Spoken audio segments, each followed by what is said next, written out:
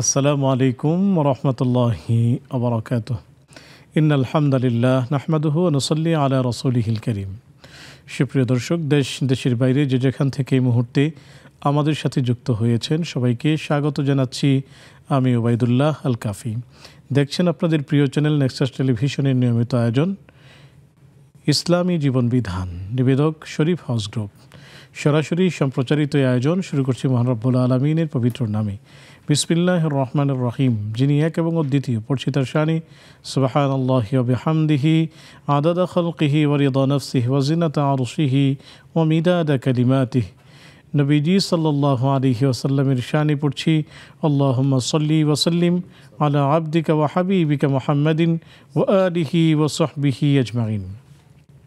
সুপ্রিয় দর্শক, আজ আমরা আলোচনা করব সড়ক দুর্ঘটনা রোধ, ইসলামী দৃষ্টিকোণ। রাস্তায় মানুষ বের হয় ঘরে ফিরে আশায়। সে ঘরে ফিরে আসবে সে আশা নিয়েই সে বাইরে বের হয়, কাজে যায়, কিন্তু মাঝে মধ্যে রোড অ্যাক্সিডেন্টে তাকে নির্মম মৃত্যুর সেই পরিণতি বরণ করে নিতে হয়। আসলে এই সড়ক দুর্ঘটনা থেকে বেঁচে থাকার ইসলামিক কোনো দৃষ্টিভঙ্গি আছে কি না, এই চমৎকার বিষয়টি নিয়ে আলোচনা করার জন্য স্টুডিওতে আমন্ত্রিত হয়েছেন খ্যাতিমান ইসলামিক স্কলার, আমাদের অগ্রজ, অত্যন্ত শ্রদ্ধাভাজন ব্যক্তিত্ব ডক্টর মোহাম্মদ মতিউল ইসলাম হাফিজাহুল্লাহ। চলুন আমরা শাইখের সাথে সালাম বিনিময় করে নিচ্ছি। আসসালামু আলাইকুম রহমতুল্লাহি ওয়া বারাকাতুহু। ওয়ালাইকুম আসসালাম ওয়া রাহমাতুল্লাহি ওয়া বারাকাতুহু। শেখ আল ফাদিল কেমন আছেন? আলহামদুলিল্লাহ, আমি ভালো আছি, আল্লাহ ভালো রেখেছেন। আপনি কেমন আছেন? আলহামদুলিল্লাহ, আমিও আল্লাহর রহমতে ভালো আছি। আপনাকে আমাদের নেক্সাস পরিবারের পক্ষ থেকে অনেক অনেক শুকরিয়া জানাচ্ছি। ধন্যবাদ আপনাদেরকে। শুকরিয়া। প্রিয় দর্শক, আপনাদেরকে প্রীতি ও শুভেচ্ছা জানাচ্ছি যারা এই মুহূর্তে নেক্সাসের পর্দায় চোখ রেখেছেন এবং এই আয়োজনটি উপভোগ করছেন এবং এলমেদিন জানার আশায় আমাদের সাথে যুক্ত আছেন। আপনি এই চমৎকার আয়োজনে আমাদের সাথে যুক্ত হয়ে যেতে পারবেন স্ক্রিনে দেখানো নাম্বারে। একই সাথে ফেসবুক এবং ইউটিউবেও এই আয়োজনটি সরাসরি সম্প্রচারিত হচ্ছে, সেখানে মূল্যবান কমেন্টস করে আমাদের সাথেই থাকবেন। চলুন কথা না বলে আমরা শায়েখের কাছেই চলে যাচ্ছি। দেখি শায়েখ আমাদেরকে কি বলেন যে এই যে দুর্ঘটনা, সেটি থেকে বাঁচার আসলে ইসলাম কি বলে, কিভাবে চললে হয়তো আমরা সেই দুর্ঘটনার কবল থেকে রেহাই পেতে পারি। শেখ যদি বলতেন। বিসমিল্লাহ, আলহামদুলিল্লাহ, সালাতু ওয়াসসালামু আলা রাসূলিল্লাহ ওয়া বাদ।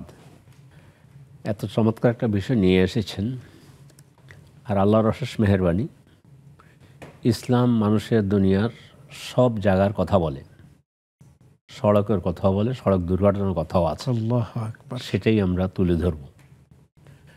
সড়কে রাস্তা চলাচলের জন্য আদাব ও তরিক, রাস্তায় চলার যে আদাবগুলো আছে, আমরা যদি সে আদাবগুলো, সে বিষয়গুলো অনুসরণ করে চলি, তাহলে দুর্ঘটনা হবে কিন্তু অনেক কমে যাবে বা কদাচিৎ হতে পারে, কিন্তু আমরা আমল করি না, সেটা হলো সমস্যা। এক নাম্বার আমি যেটা বলবো, আল্লাহ রাসূল সাল্লাল্লাহু আলাইহি ওয়াসাল্লাম রাস্তায় চলতে গিয়ে, যেমন শুধু সড়ক দুর্ঘটনা বলতে সড়কে আমাদের আদবগুলোকেই রক্ষা করা দরকার। ছায়াদার বৃক্ষের নিচে অথবা রাস্তায় কেউ যেন মলমূত্র ত্যাগ না করে। তারপরে হলো রাস্তার ডান দিক দিয়ে চলা, যদি আমাদের দেশে বাম দিক দিয়ে চলে, গাড়ি চলে। রাস্তায় চলতে গিয়ে বের হওয়ার সময় দোয়াটা পাঠ করা, ঘর থেকে বের হওয়ার সময়, ঘর থেকে আবার ঘরে ফিরে নিলে আল্লাহ সেই দোয়াগুলো পড়া। এখন দর্শক অপেক্ষায় আছেন যে আমার যানজট সম্পর্কে বা অন্যান্য বিষয়, গাড়ি চাপা পড়ে যে মারা যায়, নিচ্ছি আমাদের দর্শকদেরকে সেদিকে নিয়ে যাচ্ছি। হাদিসের আলো একটা হাদিস পড়তেছি। আল্লাহ রাসূল সাল্লাল্লাহু আলাইহি ওয়াসাল্লাম বলেছেন, ইন্নাল্লাহা ইউহিব্বু ইযা আমিলাল আবদু আমালান আন ইউতকিনাহু। আল্লাহ পছন্দ করেন কোনো ব্যক্তি যদি কোনো কাজ করে সেটা যেন সুচারুরূপে করে। এটা কী জন্য বলছি, আপনি খুঁজে দেখেন আমাদের এই যে যারা গাড়ি চালায়, ড্রাইভার, হেল্পার ছিল, এখন তারা দিয়ে দিল আজকে গাড়ি তার হাতে, সে গাড়ি কীভাবে কী করতে চালাইতেছে তো সে জানে না। কিন্তু না জানার কারণে এই যে আমাদের একটা কথা আছে, দক্ষ শ্রমিক, দক্ষ ড্রাইভার আমাদের দরকার, কিন্তু আমাদের দক্ষ নই। রাস্তার আইনকানুন মেনে চলি না, ট্রাফিক সিগন্যাল মেনে চলি না। ট্রাফিক সিগন্যালের কথা কোথায় আছে?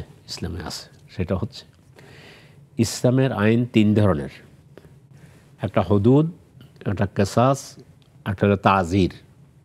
এই তাজিরটা হলো আমার সংসদ, আমার পার্লামেন্ট, আমার পুলিশ হেডকোয়ার্টার থেকে সিদ্ধান্ত নেবে ট্রাফিক সিগন্যাল মেনে চলবে, লাইসেন্সবিহীন গাড়ি রাস্তায় আসবে না।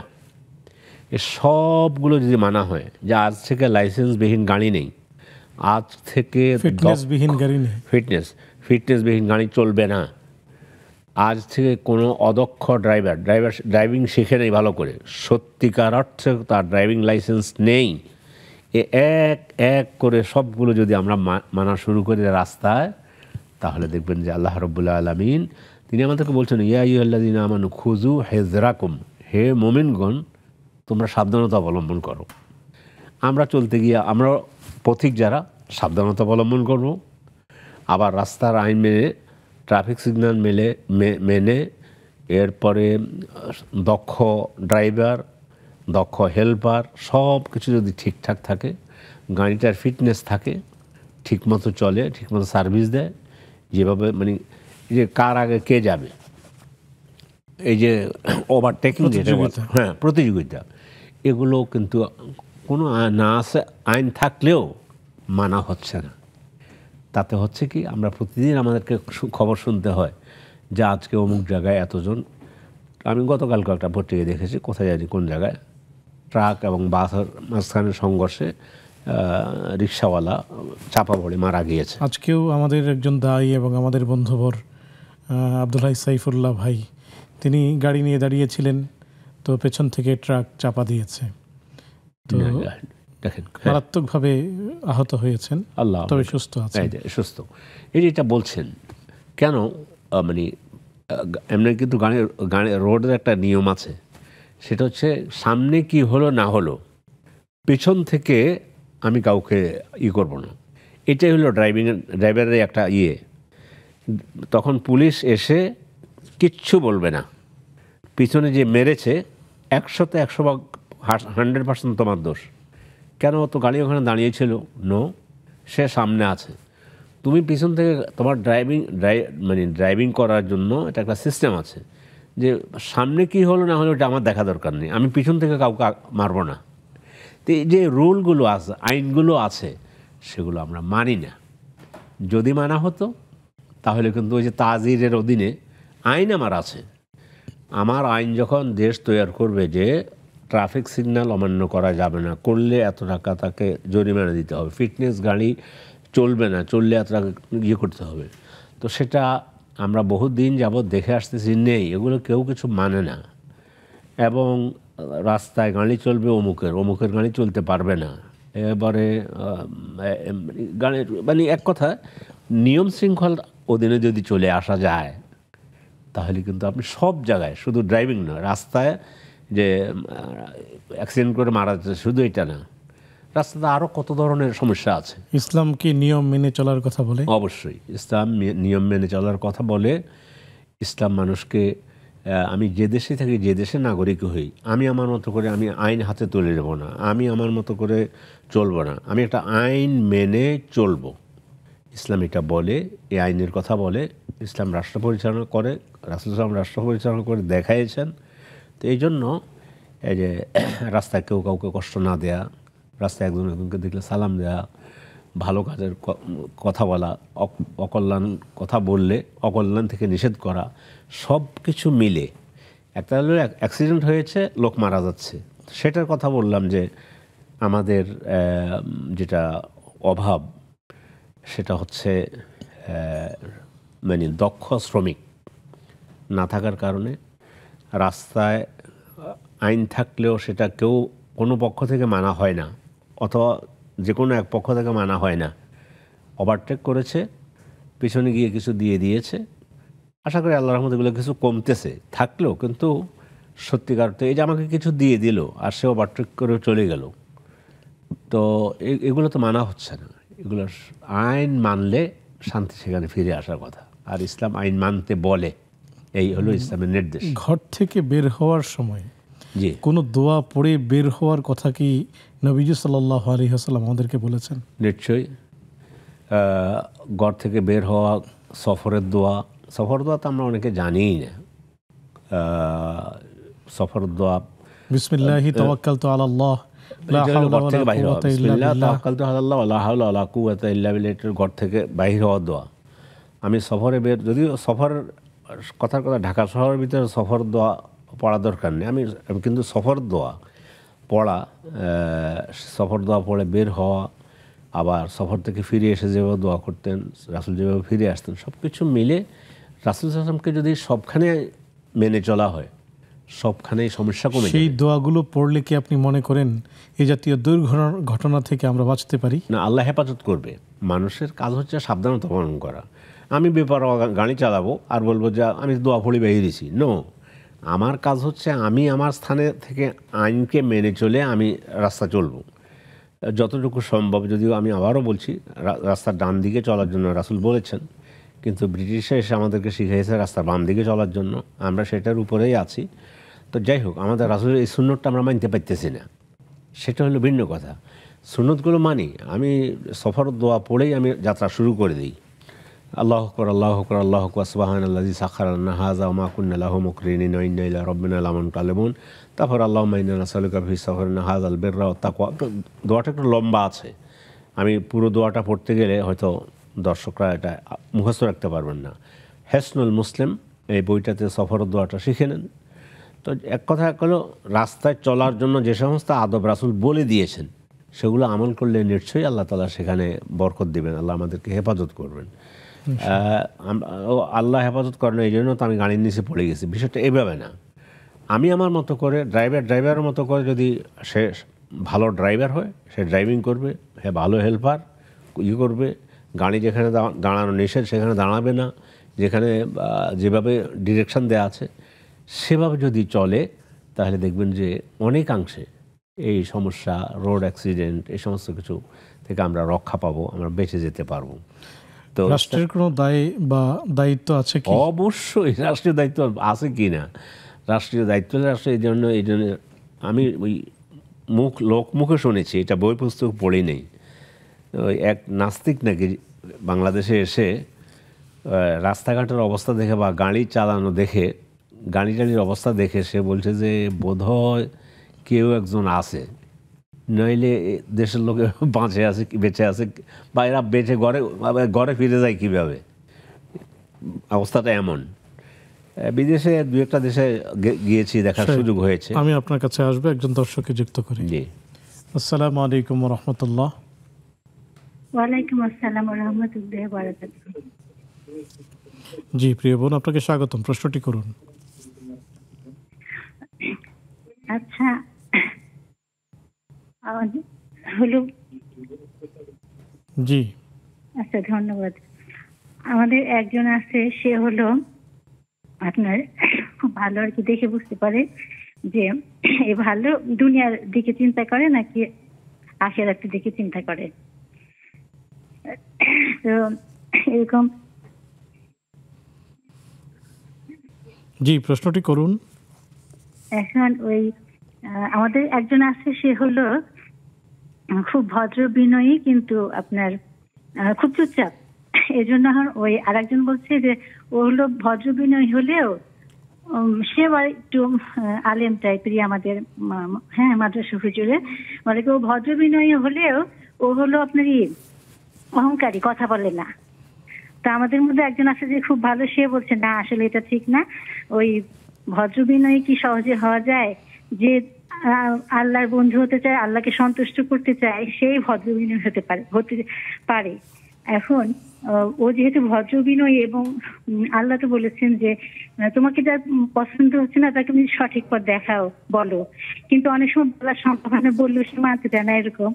তো এই জন্য অনেক সময় আল্লাহ বলছেন তুমি যখন না পারো তখন মনে মনে দরকার হয় তার ওই জিনিসটাকে তুমি ঘৃণা করো, তখন সে চুপ হয়ে যায়। এইভাবে আমাদের বুঝালেন, হ্যাঁ। তো তখন তুমি চুপ হয়ে যাও, তখন সে চুপ হয়ে যায়, আসলে সে আসলে ভালো মানুষ, এটা বলছে। জি প্রিয় দর্শক, আপনি আমাদের সাথেই থাকুন, সহায়ক উত্তর দিবেন ইনশাআল্লাহ তাআলা। শেখ বলছিলেন, একটি গল্প বলছিলেন। আমাদের সড়ক দুর্ঘটনা বিষয়ক একটি গল্প বলছিলেন। সেটা বলছিলাম, এটা কোনো এক নাস্তিক আমাদের ওই রাস্তাঘাটের অবস্থা দেখে কোনো নিয়ন্ত্রণ নেই, কোনো কিছু নেই, মানে সব কিছু, এদিকে ট্রাক আসছে চলে আসছে, ওই দিক থেকে অটো রিক্সা, এদিকে ওই রিক্সা, এসব দেখে সে এটা গল্প শুনেছি আর কি লোক মুখে। তখন বললো যে বোধহয় এই যে চলা, এখানে মানুষ কীভাবে বের হয়, কীভাবে আবার ফিরে যায় বাসায়, এর ভিতরে সব মরে যাওয়ার কথা আর কি, তার চিন্তা। শুকরিয়া প্রিয় শেখ, আমরা একটি বিরতি নিব, তারপর আবার আলোচনায় ফিরবো ইনশাআল্লাহ তাআলা। সুপ্রিয় দর্শক, দেখছেন আপনাদের প্রিয় আয়োজন ইসলামী জীবন বিধান, নিবেদক শরীফ হাউস গ্রুপ। সময় হলো একটি বিজ্ঞাপন বিরতিতে যাবার, ফিরছি একটু পর, আমাদের সাথেই থাকুন।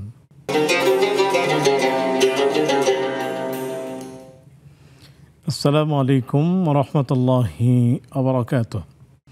সুপ্রিয় দর্শক, বিরতির পর সাদর আমন্ত্রণ জানাচ্ছি আপনাদের প্রিয় আয়োজন ইসলামী জীবন বিধানে, নিবেদক শরীফ হাউস গ্রুপ। আলোচনা করছেন ডক্টর মতিউল ইসলাম হাফিজাহুল্লাহ, সাথে আছে আমি ওবায়দুল্লাহ আল কাফি। আলোচনা চলছে সড়ক দুর্ঘটনা এবং ইসলামী দৃষ্টিকোণ। চলুন আমরা আলোচনা শুনতে শেখের কাছেই চলে যাচ্ছি। শেখ, সড়ক দুর্ঘটনা রোধে আমরা কি কি পদক্ষেপ গ্রহণ করতে পারি? আমাদের রাস্তাগুলোকে কি এক্সটেনশন করার প্রয়োজন আছে কি? আচ্ছা, এগুলো তো বলছেন, যাই হোক আলহামদুলিল্লাহ। তাইলে রাস্তা করার ব্যাপারে রাসূল সাল্লাম যেটা কথাটা বলেছেন, দুটো হাদিস। একটাতে আসছে ইয়াকুম আল জুলুস ফি তুরকাত, তোমরা রাস্তায় বসো না, বসে গল্প করো না। তো সাহাবারা বললেন যে ইয়া রাসূলুল্লাহ, আমরা তো একজনের সাথে দেখা হয়, হয়তো মাঝে মধ্যে রাস্তায় বসে গল্প করতে হয়, আমরা তো রাস্তায় বসতে হয়। তখন বললো যে তাহলে তোমরা আতুত তারিকা হাক্কাহু, রাস্তাকে তার অধিকার দাও। কালা আমা হাক্কুত তারিক, রাস্তার আবার কি অধিকার? কালা গাদ্দুল বাসার ও কাফুল আযা ও রাদ্দুস সালাম ওয়াল আমরু বিল মারুফ ওয়ান নাহি আনিল মুনকার। তো যখন বললো যে রাস্তাকে তার অধিকার দাও, তাহলে রাস্তার অধিকারের কথা আছে। সাহাবারা জিজ্ঞাসা করেন, তো রাস্তার অধিকার কী? তখন বলছে চোখকে অবনত রাখো। এটার কারণে কিন্তু অনেক সময় অ্যাক্সিডেন্ট হয়। একটা মেয়ে হেঁটে যাচ্ছে, আর একজন দেখতেছে ওইদিকে গাড়ি আসতেছে, বলতে পারবো মেরে দিস। ছোট্ট একটা উদাহরণ দিলাম। কাফুল আযা, রাস্তায় কাউকে কষ্ট না দেয়া, এটা ঈমানের সাথে সম্পৃক্ত বিষয়, রাস্তার বিষয়টি। অন্য হাদিসে এসেছে আল ঈমানু বিদউন ওয়া সাবউনা শুবা আলাহা লা ইলাহা ইল্লাল্লাহ ওয়া আদনাহা ইমাতাতুল আযা আনিত তারিক। কেমন? তো আল্লাহ রাসূল বললেন যে এখানে যে ঈমানের আল ঈমানু বিদউন ওয়া সাবউনা শুবা, এই বেদন শব্দের অর্থ 3 থেকে 9 পর্যন্ত সংখ্যাকে বেদ বলা হয়, বেজোড় সংখ্যাগুলোকে, আর 70। তো তাহলে ইমানের কিছু শাখা আছে, 70-এর বেশি শাখা আছে, এটাই অনুবাদ করি। উপরেরটা হলো লা ইলাহা ইল্লাল্লাহ, নিচেরটা হলো রাস্তায় কাউকে ইমাতাতুল আযা আনিত তরিক, রাস্তা থেকে কষ্টদায়ক জিনিস সরিয়ে দেয়া। এই একটা বাক্যের ভিতরে গোটা রাষ্ট্রযন্ত্রের, সড়কের সাথে সম্পৃক্ত সব কিছু চলে আসবে। রাস্তার জন্য টাকা যা হয়েছে, বাজেট হয়েছে, আমার নিজের জানা মতো আমার বন্ধু ইব্রাহিমপুরের একটা ঘটনা বললো যে, আমি বললাম যে রাস্তা কেমনে যাবেন, এখানে তো কয়টা রাস্তার জন্য টাকা স্যাংশন হয়েছে, রাস্তা হয়ে সরকারিভাবে, কাজীর গরু কিতাবে আছে, খোয়াড়ে নেই। তো বলে যে রাস্তার জন্য টাকা হয়েছে, টাকা আবার সব কিছু, এখানে রাস্তাটা হয়ে গেছে, কিন্তু একটা ইটও লাগানো হয়নি। কাগজে কলমে রাস্তা হয়েও গেছে, বাস্তবে কোনো ইটও লাগে, একটা ইটও লাগেনি। তো এই যে মানে রাস্তা, আপনি যেটা বলছেন রাস্তা চৌড়া করা যতটুকু সম্ভব, আবার আমি 2 ইঞ্চি ধাক্কা দিয়ে রাস্তা আর একটু দখল করে নিতে পারি কিনা, তাহলে আমার বিল্ডিংটা একটু আরও সুন্দর হবে। আবার রাস্তার উপরে ঢাকা তুমি কার, এটা একটা রিপোর্ট করেছিল একটা টিভি চ্যানেল থেকে, আমি এই মুহূর্তে টিভি চ্যানেলটার নাম ভুলে গিয়েছি। ঢাকা তুমি কার, রাস্তা ভাগ করা আছে, এ থেকে এ পর্যন্ত অমুকের, সেটা আবার লিঙ্ক আছে মন্ত্রী পর্যন্ত। তো ওই লিঙ্কে টাকা চলে যেতে হবে। রাস্তায় যেখানে মানে দোকান দিয়ে বসে আছে, ওটা আসা যাওয়ার রাস্তা, তো সেখানে যানজট, অস্থির, মানুষকে তো কষ্ট দেওয়া হচ্ছে। শুধু মৃত্যু নয়, তো সময় অপচয়। আমাদের বোধহয় একটা রিপোর্টে দেখেছি, আমার যেটুকু এখন মনে পড়তেছে,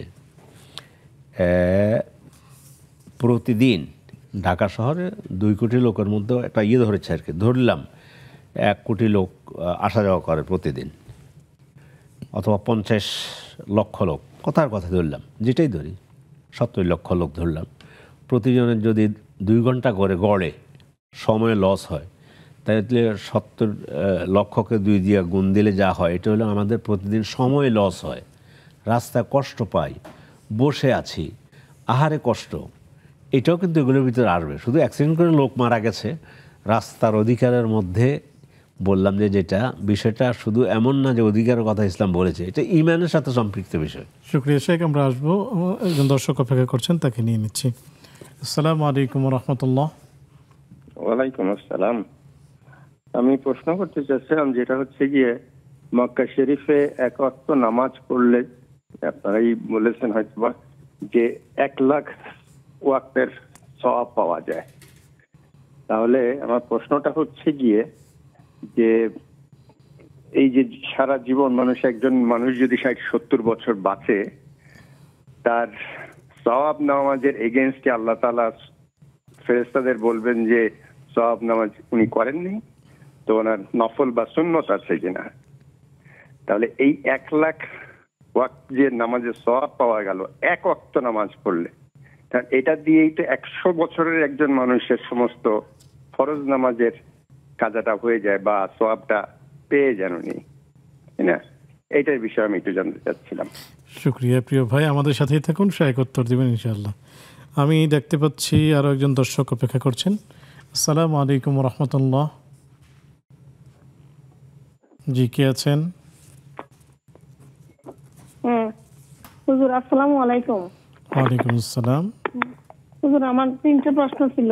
জি। এই যে আমরা এই আসরের নামাজে আর দুপুরের নামাজে কি আমল করব, কোনো আমলে ফাইনা করার জন্য। একটা প্রশ্ন ছিল, আমার বাবা মঙ্গলবার দিন মারা গেছে, বেশ কয়েক বছর হয়েছে। মঙ্গলবার দিন নাকি ভালো না দিনটা, কিন্তু আমার বাবা অনেক সৎ ছিল, সহজ ছিল, 5 ওয়াক্ত নামাজ পড়তেন, এমন একটা মানুষ ছিল, সহজ সরল, বুঝছেন, এমন একটা চাকরি করতে, সব চাকরি করে আমাদেরকে মানুষ করতে, 7 ভাই বোন রে, অনেক কষ্ট করে।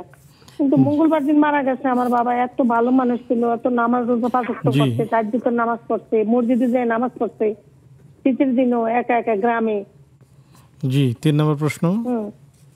আরেকটা প্রশ্ন ছিল যে সূরা মুলক আমি পড়ি, কিন্তু আমার একটা ছিল, মানে আমার ছোটবেলায় বিয়ে হয়েছিল, আমার কিন্তু এই অল্প বয়সে বিয়ে হয়েছে, আমার 3টা বাচ্চা আমি নষ্ট করছি। আমি সূরা মুলুকটা আমি প্রতিদিনই পড়ি এশার নামাজের পর। আমার এটা কোনো সওয়াব হবে? আমি এটা সওয়াব পাবো? জি প্রিয় বোন, আমাদের সাথেই থাকুন, শায়েক উত্তর দিচ্ছেন ইনশাআল্লাহ তাআলা। শেখ, যদি আমরা আপনার কাছ থেকে প্রশ্নগুলো জানতে চাই, কোনো একজন ছেলে ভদ্র, কথা কম বলে, তো সেক্ষেত্রে কেউ বলছে সে অহংকারী, কেউ বলছে না সে কথা কম বলছে, সে এড়িয়ে যাচ্ছে, হয়তো অযাচিত বা অপ্রত্যাশিত কোনো একটি বিষয় দেখে তার খারাপ লেগেছে, এটি হওয়া হয়তো উচিত নয়, সেজন্য সে না বলে চুপ থেকেছে। তো এটি আসলে এই ব্যাপারে কি বলবেন? ভালো, এটাই তো হওয়া উচিত। আল্লাহ রাসূল সাল্লাল্লাহু আলাইহি ওয়াসাল্লাম হাদিসের মধ্যে বলেছেন যে ব্যক্তি আমার জন্য 2টা জিনিসের জিম্মাদারি দিবে, মুখের জিম্মাদারি আর লজ্জাস্থানে, ছোট 2টা জিনিস, মুখের জিম্মাদারি আর লজ্জাস্থানে আমি হাদিস জি আমি তার জন্য জান্নাতের জিম্মাদারি নিলাম। তাই জন্য আমরা সুধারণা পোষণ করব মানুষ সম্পর্কে। এখন আপনি অহংকারী বলতেছেন, কিন্তু আপনি অহংকারী না মনে করে, আপনি যদি মনে করেন আমাদের এই ভাই খুবই ভালো মানুষ, অপ্রয়োজনীয় কথা বলে, মানসাকাতা না যা, যত বেশি কথা কম বলা যাবে তত বেশি লাভ হবে। এই জন্য ধারণাটা মানুষের ব্যাপারে সুন্দর ধারণা রাখবো, ভালো ধারণা রাখবো। তারা অহংকারী না বলে আমরা বলবো যে তার ওনার চরিত্রটা ভালো, কথা কমই বলে। আল্লাহ রাসূল বলছে কম কথা বলার জন্য, যত কথা কম বলা হবে তত বেঁচে যাবে বিপদ থেকে। জাযাকুমুল্লাহ। জি প্রিয় দর্শক, রাসূল করিম সাল্লাল্লাহু আলাইহি ওয়াসাল্লাম বলেছেন, ওয়াযুন্নু বিল মুমিনিনা খায়রা, তোমরা মুমিনদের সম্পর্কে ভালো ধারণা করো। আল্লাহ তাআলা কোরআনুল কারীমে বলেছেন, ইন্না বা'দায-যন্নি ইসমুন, তোমাদের কতক ধারণা মহাপাপ ডেকে আনে। সুপ্রিয় দর্শক, দেখছেন আপনাদের প্রিয় আয়োজন ইসলামী জীবন বিধান, নিবেদক শরীফ হাউস গ্রুপ। সময় হলো আরও একটি বিজ্ঞাপন, বিরতিতে যাবার, ফিরছি একটু পর, আমাদের সাথেই থাকুন।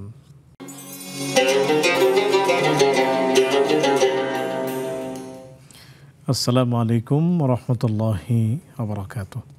সুপ্রিয় দর্শক, বিরতির পর সাদর আমন্ত্রণ জানাচ্ছি আপনাদের প্রিয় আয়োজন ইসলামী জীবন বিধানে, নিবেদক শরীফ হাউস গ্রুপ। আলোচনা করছেন শেখ ডক্টর অধ্যাপক মতিউল ইসলাম হাফিজাহুল্লাহ, সাথে আছে আমি ওবায়দুল্লাহ আল কাফি।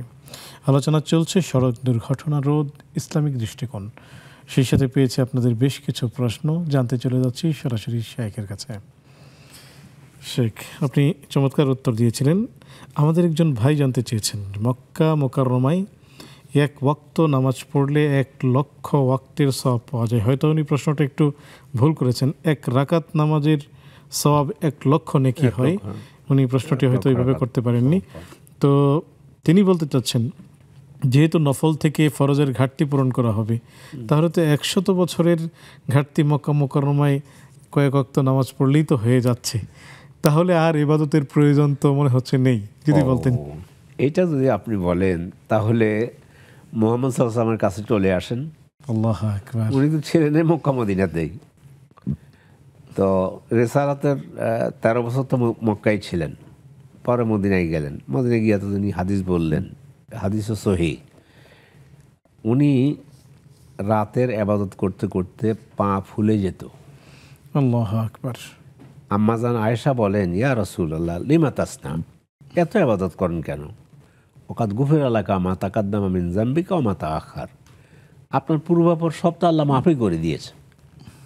কয়লা ইয়া আয়েশা আফালা আকুনা আবদান শাকুরা, আয়েশা আমি কি আল্লাহর কৃতজ্ঞ বান্দা হব না? তো মুহাম্মদ সাল্লাল্লাহু আলাইহি ওয়াসাল্লাম যদি রাসূলের মসজিদের সালাত 1 রাকাত পড়ল, উনি তো ছিলেন ইমামেই, ওখানে 1 ওয়াক্তের জন্য বলা হয়েছে যে আল্লাহ তাআলা 1000 রাকাত 1,00,000 নাকি রাসূলের মসজিদের কথা বলছে। রাসূলের মসজিদে 50,000 এসেছে যে বর্ণনা, সেটা দুর্বল, 1000টা সহি। আচ্ছা হলো, সেই রাসূল সাল্লাল্লাহু আলাইহি ওয়াসাল্লাম রাতে দাঁড়িয়ে, এগুলো তো সালাত তো আছে ওনার, উনি ইমাম, এরপরে উনি আবার রাতে দাঁড়িয়ে এত সালাত আদায় করা। আম্মাজান জিজ্ঞাসা করার পরে বলল, আমি আল্লাহর কৃতজ্ঞ বান্দা হব না? আপনি আল্লাহর একটা নিয়ামতের কথা স্মরণ করুন, আর আপনার গোটা জীবনের ইবাদতের কথা স্মরণ করুন, দেখবেন যে আপনার কতটুকু ইবাদত করেছেন। এই জন্য আল্লাহ রাসূল বলেছে, লা ইউদখিলু আহাদাকুম আমালুহু আল জান্নাহ, তোমাদের আমল জান্নাতে প্রবেশ করাবে না। এর অর্থ হচ্ছে আমল যা করতেছো সে আমল দিয়ে জান্নাতে যাওয়ার কত নিয়ামত ভোগ করতেছি। তো বললেন যে আপনার কি অবস্থা? বলে যে আমিও, ইল্লা আইয়া তাগাম্মাদানি আল্লাহু বিরাহমাতিহি, তবে আল্লাহ যদি তার রহমত দিয়ে আমাকে ঢেকে নেন তাহলে জান্নাতে যেতে পারবো। অথচ মুহাম্মদ সাল্লাল্লাহু আলাইহি ওয়াসাল্লাম তিনি জান্নাতের আগে প্রবেশ করবেন। মুহাম্মদ সাল্লাল্লাহু আলাইহি ওয়াসাল্লাম তিনি সুপারিশ করবেন, সব কিছুর পরে তিনি বলতেছেন যে আমল জান্নাতে প্রবেশ করানো না। আবার আল্লাহ তাআলা বলছেন সূরা আল হাক্কার মধ্যে, কুলু ওয়াশরাবু হানিআম বিমা আসলাফতুম ফিল আইয়ামিল খালিয়া, খাও পান করো খুব মজা সহকারে, ওই তুমি যে পিছনের জীবনে আমল করে আসছো, তাহলে আমল লাগবে, কত করবেন আপনি? কি যা করছেন এই দিয়ে আল্লাহ তাআলা যে জান্নাত, এই পৃথিবীটা আপনি স্মরণ করুন। জান্নাতে একটা চাবুক রাখার জায়গা সারা পৃথিবীর মূল্যের চাইতে বেশি। সেই জান্নাত আপনি পাওয়ার জন্য কতটুকু আমল করেছেন? আপনি বললেন যে ফরজে যদি ঘাটতি হয়ে যায়, নফল দিয়ে পূরণ হইলে 100 বছর যদি বাইতুল্লাহতে সালাত আদায় করা, আপনি 1000 বছর 1,00,000 বছর কথার কথা আপনি হায়াত পেলেন, সেজদায় পড়ে থাকলেন, তারপরে আল্লাহর নিয়ামতের শুকরিয়া আদায় করা সম্ভব হবে না। এই জন্য ইবাদত করতেই থাকুন আর রাসূলের কথা স্মরণ করবেন। তিনি মুহাম্মদ সাল্লাল্লাহু আলাইহি সাল্লাম যদি তার অবস্থা এই হয়, তাইলে আর কি ইবাদত করতেছি? এই জন্য আপনি এটা মনে করবেন না তাহলে ওখানে হলো এক রাকাত পড়লাম, 1,00,000 রাকাত সওয়াব হয়ে গেল, তাহলে মোটামুটি যোগফল তো মিলে গেছে না। তাছাড়া আমাদের যে ইবাদত সেটি কি আসলে দরবারে এলাহিতে দেওয়ার মতো কিনা, যাওয়ার মতো কিনা, যাচ্ছে কিনা, সেটা তো দেখার বিষয়। এই জন্য ইবাদত করতেই থাকুন, নফল ইবাদত বেশি করুন, আরো বেশি করুন, করতেই থাকুন সাধ্য অনুযায়ী। জাযাকুমুল্লাহু খাইরান। শেখ, আমি দর্শকদেরকে দেখতে পাচ্ছি, নিয়ে নিচ্ছি। আসসালামু আলাইকুম ওয়া রাহমাতুল্লাহ। ওয়ালাইকুম আসসালাম ওয়া রাহমাতুল্লাহি ওয়া বারাকাতুহু। আমি মৃত্তিকামণি বলছিলাম বাড়িধারা থেকে। জি, স্বাগতম প্রিয় বোন, প্রশ্নটি করুন। আমার ফার্স্ট কোশ্চেন হচ্ছে, আমি সেদিন ইউটিউবে দেখলাম যে প্রতিদিন রাতের বেলা 1000 বার দরুদ শরীফ পড়লে নাকি তার জন্য জান্নাত নিশ্চিত। এটা কতটুকু সত্যি? জি, আরো কোনো প্রশ্ন? আর আমার আরেকটা কোশ্চেন হচ্ছে যে, আরেকটা জিনিস দেখলাম যে সূরা ইখলাস প্রতিদিন যদি 200 বার করে পড়া হয় তাহলে অনেকগুলো রহমতের কথা বলা হয়েছে। তার মধ্যে একটা বলা হয়েছে যে আমার মৃত্যুর সময় লক্ষ লক্ষ ফেরেশতা এসে আমার জানাজায় শরীক হবে। এটা কি আসলেই সত্যি? জি, প্রিয় বোন, আমাদের সাথেই থাকুন, শায়েখ উত্তর দিবেন ইনশাআল্লাহ তাআলা। আমি আরো একজন দর্শক দেখতে পাচ্ছি। আসসালামু আলাইকুম ওয়া রাহমাতুল্লাহ। ওয়ালাইকুম আসসালাম ওয়া বারাকাতুল্লাহ। হুজুর, আপনারা ভালো আছেন? আলহামদুলিল্লাহ, আমরা আল্লাহর রহমতে ভালো আছি। নিশ্চয়ই আপনিও ভালো আছেন। জি, প্রশ্নটি করুন। হুজুর, প্রশ্ন, আমি ওই যে আমরা নামাজ পড়তে বসলে ডান দিকে পাও বাস করে যে সেজদা থেকে উঠে বসি, ওই রকম বাস করা অবস্থায় কি সেজদা দেওয়া যাবে নাকি আবার পাও উঠাইতে হবে? এলো একটা। হ্যাঁ, আরেকটা হলো, কি কি আমল করলে আর্থিক উন্নতি হবে, ধনী হওয়া যায় বা দরিদ্রতা থাকে না, কি কি আমল করলে? আরেকটা হুজুর, আমি জানতে চাই, আমাদের যে আরো হুজুরেরা ছিল, জাকারিয়া নূর সাহেব, মাহমুদুল হাসান, ওই আরেকজন আহসানুল্লাহ, এরা কোথায়? এরা তো আর এখন দেখি না, আসে না, এদের তো অনেক মিস করি। আমাদের অনেক শায়েখ, বিশেষ করে মাহমুদুল হাসান সাহেব আমেরিকাতে আছেন এবং অন্যান্য শায়েখগণ বিভিন্ন মাহফিলগুলো করছেন, ঢাকার বাইরে থাকতে হয়, এই জন্য মূলত ওনারা এখন অ্যাটেন্ড করতে পারছেন না, তবে তারা শীঘ্রই অ্যাটেন্ড করবেন ইনশাআল্লাহ তাআলা। দর্শক, আমাদের সাথেই থাকুন, শায়েখ উত্তর দিবেন ইনশাআল্লাহ তাআলা। শেখ, আমরা আপনার কাছ থেকে জানতে চাইব, আসরের নামাজের পরে আমাদের দর্শক কোনো আমল খুঁজে পাচ্ছেন না, একটু যদি বলে দিতেন আসরের নামাজের পরে কি আমল করবেন? আসর নামাজের পরে এবং তিনি আরও কি যেন আমলের কথা বলছেন, এগুলো আমি কোনো বইতে, কোনো সহি কোনো কোরআন এবং সুন্নাহর কোনো সঠিক বইতে আমি পাইনি। উনি যদি রেফারেন্স সহ বলতেন তাহলে। আসরের পরে কি কোনো আমল আছে, কোনো আমল করা যাবে? আসরের পরে সুনির্দিষ্ট কোনো আমল, যেমন জুমার দিন বিশেষ করে আসর থেকে মাগরিব পর্যন্ত রাসূলের উপরে বেশি বেশি সালাত সালাম পাঠ করা, কোনো সংখ্যা নাই, বেশি বেশি সালাত সালাম পাঠ করা, এটা করা যেতে পারে। কিন্তু আসর থেকে মাগরিবের মাঝখানে সুনির্দিষ্ট কোনো আমল আছে বলে আমার জানা নেই, সুনির্দিষ্ট কোনো আমল, এটা আমার জানা নেই। জি, শুকরিয়া, জাযাকুমুল্লাহ। তবে প্রিয় দর্শক, আমাদের সারা দিন কোরআন তেলাওয়াতের কথা বলা হয়েছে। সকাল সন্ধ্যা কোরআন তেলাওয়াত করুন, সকাল সন্ধ্যা আল্লাহ তাআলার জিকির করুন। তো আমাদের আমল নেই কোথায়? আমাদের জিকির আছে, আমাদের তিলাওয়াত আছে। আমরা যদি দুরূদ শরীফ পড়তে থাকি সারা সময়, আল্লাহ রাব্বুল আলামিন আমাদেরকে সওয়াব দিবেন। আমরা যদি তিলাওয়াত করতে থাকি তাহলে আল্লাহ তাআলা তিলাওয়াতের সওয়াব দিবেন। আমরা যদি আল্লাহ তাআলার নামের জিকির করি সেটার সওয়াব দিবেন। যদি ইস্তেগফার পড়ি সেটার সওয়াব দিবেন। তো আমরা আমাদের এই সময়কে কাজে লাগাবো। মুমিন এক মুহূর্ত সময়কেও সে অযথা নষ্ট করবে না, কারণ কিয়ামতের দিন তাকে এক মুহূর্ত সময় নষ্ট করার কারণে সেদিন আফসোস এবং অনুতাপের কারণ হবে। সে কামড়াবে হাত আর বলবে যে আমি কেন সময় নষ্ট করলাম, কেন আমি একবার সুবহানাল্লাহ পড়লাম না বেশি, তাহলে তো জান্নাতে আমার মাকাম আরও উঁচু হতো। সুপ্রিয় দর্শক, দেখছেন আপনাদের প্রিয় আয়োজন ইসলামী জীবন বিধান, নিবেদক শরীফ হাউস গ্রুপ। সময় হলো আরও একটি বিজ্ঞাপন বিরতিতে যাবার, ফিরছে একটু পর, আমাদের সাথেই থাকুন।